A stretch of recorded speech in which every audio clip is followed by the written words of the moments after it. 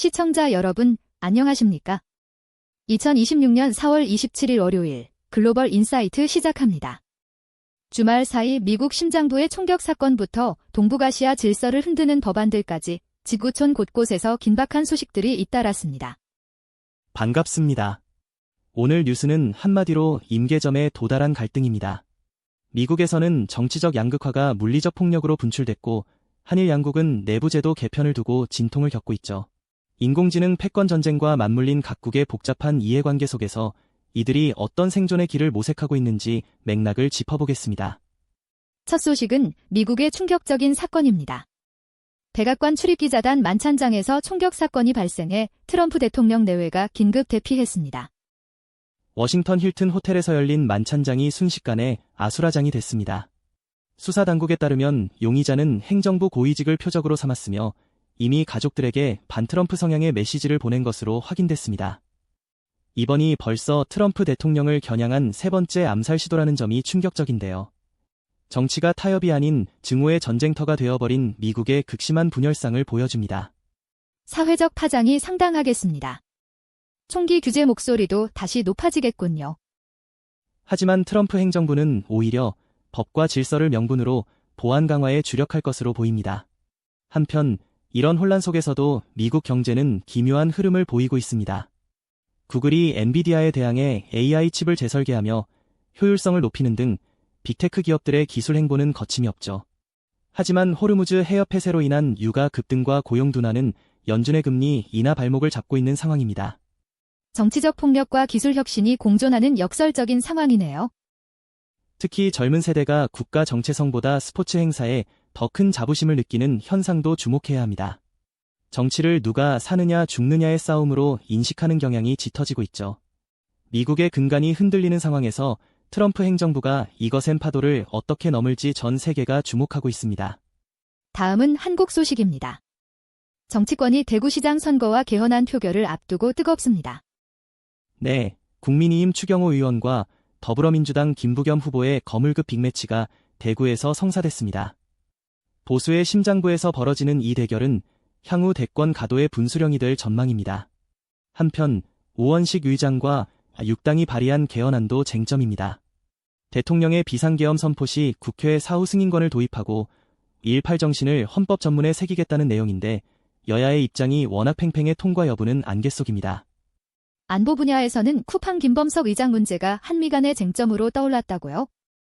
이 부분이 매우 민감합니다. 미국 국무부와 의회가 김 의장의 신변 안전 문제를 언급하며 이것이 해결되지 않으면 핵추진 잠수함 건조나 우라늄 농축협회 같은 고위급 안보 협력이 어려울 수 있다고 경고했습니다.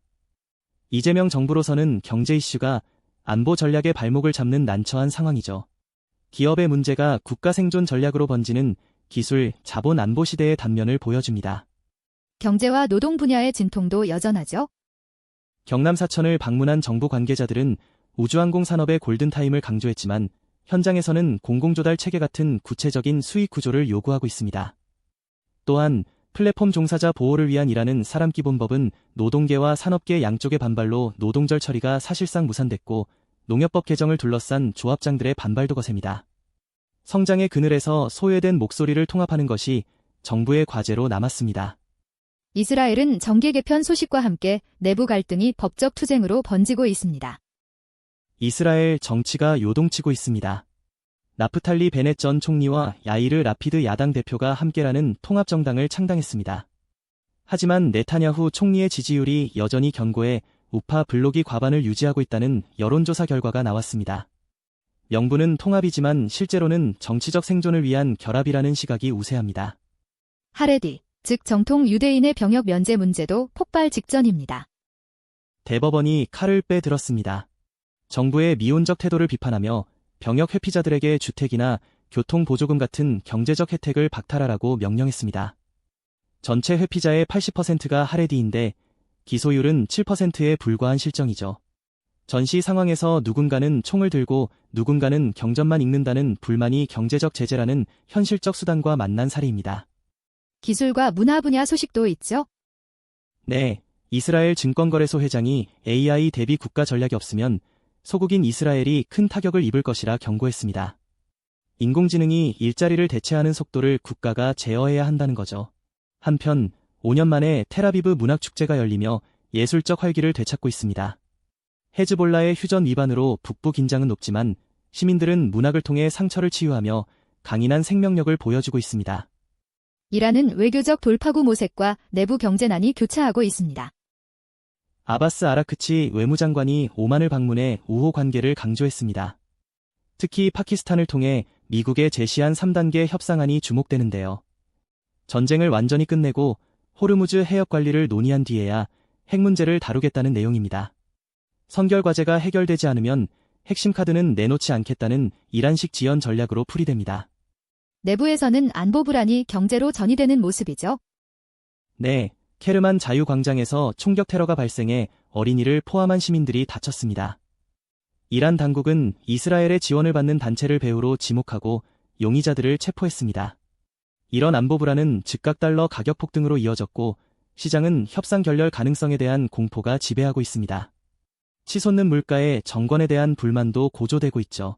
인터넷 단절로 인한 경제적 피해도 심각하다면서요? 그게 이란 정부의 모순입니다. 전자정부 이용자가 8천만 명을 넘었다고 홍보하면서도 검열을 위해 인터넷을 끊어버리니 디지털 기업들이 하루 수조 투만의 손실을 보고 있습니다. 직원 5분의 1이 해고 2기에 몰릴 정도죠. 지식 기반 경제를 강조하면서 동시에 통제의 족쇄를 채우는 정책이 큰 딜레마를 낳고 있습니다. 러시아는 우크라이나와의 드론 전쟁이 격화되는 가운데 체르노빌 사고 40주년을 맞았습니다. 주말 사이 러시아 전역에서 200대가 넘는 우크라이나 드론이 격추됐고 세바스토폴에서는 군함 3척이 손상됐다는 보도가 나왔습니다. 이런 긴장 속에서 러시아는 4월 26일 체르노빌 40주년 추모 행사를 가졌는데요. 푸틴 대통령은 당시 희생자들의 행위를 강조하며 현재 전쟁 중인 군인들의 애국심을 고취하는 기회로 삼았습니다. 경제 상황 역시 녹록지 않아 보입니다. 기준금리를 연 14.5%로 0.5%포인트 내렸습니다.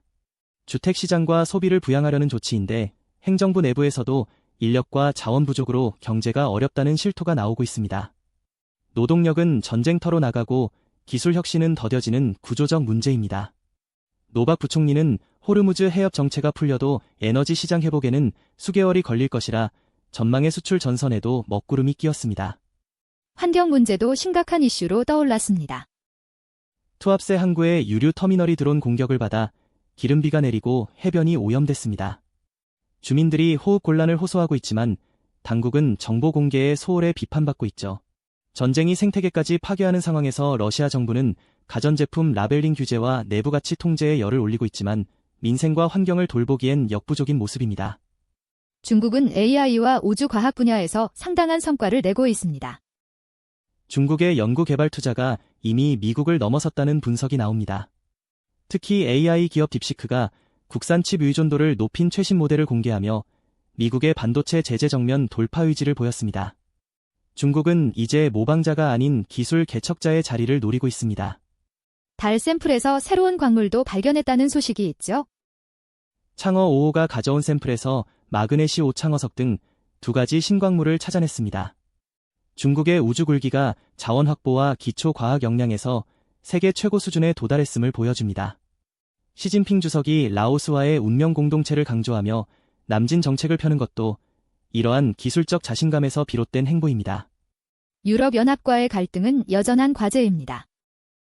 EU가 대러시아 제재 명단에 중국 기업들을 포함하자 상무부가 강력히 반발했습니다. 한편으로 중국은 새로운 취업 형태의 노동자 관리 지침을 발표하고 금융 시스템 규제 통합을 추진하는 등 내부 정비에도 공을 들이고 있습니다.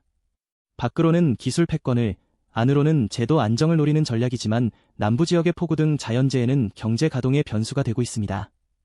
마지막으로 일본입니다. 헌법 개정을 둘러싼 갈등이 거리 시위로 번지고 있네요. 젊은 층을 중심으로 평화 헌법 개정 반대 시위가 벌어졌습니다. 하지만 정부는 AI를 활용해 지속적인 전쟁 수행 능력을 강화하는 안보 전략 개정에 착수했습니다.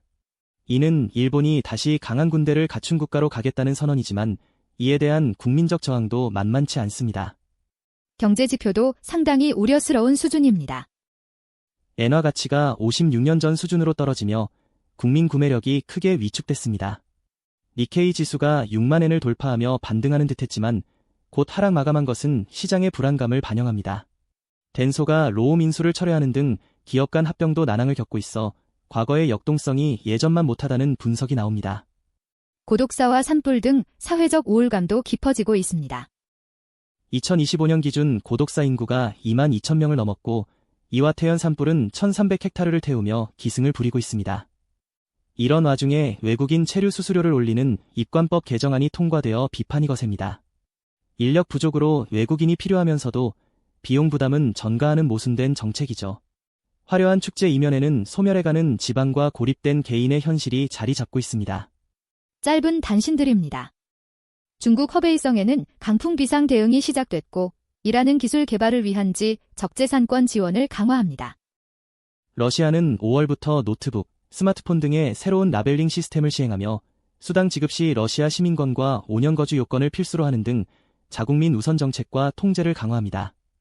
오늘 글로벌 인사이트는 정치적 혼란과 기술 패권 전쟁의 생생한 현장을 살펴봤습니다. 우리가 살펴본 갈등과 폭력의 소식들은 새로운 국제 질서가 태동하기 전에 진통일지도 모릅니다. 그 속에서도 인공지능의 도약이나 우주 자원 발견 같은 인류의 진보는 계속되고 있죠. 혼란 속에서도 본질을 꿰뚫어보는 통찰력이 필요한 시점입니다. 준비한 소식은 여기까지입니다. 오늘 하루 주변을 돌아보며 의미 있는 시간 보내시길 바랍니다. 갈등 속에서도 타협의 지점을 찾는 지혜로운 월요일 되십시오. 함께 해주신 여러분, 고맙습니다. 좋은 하루 보내십시오.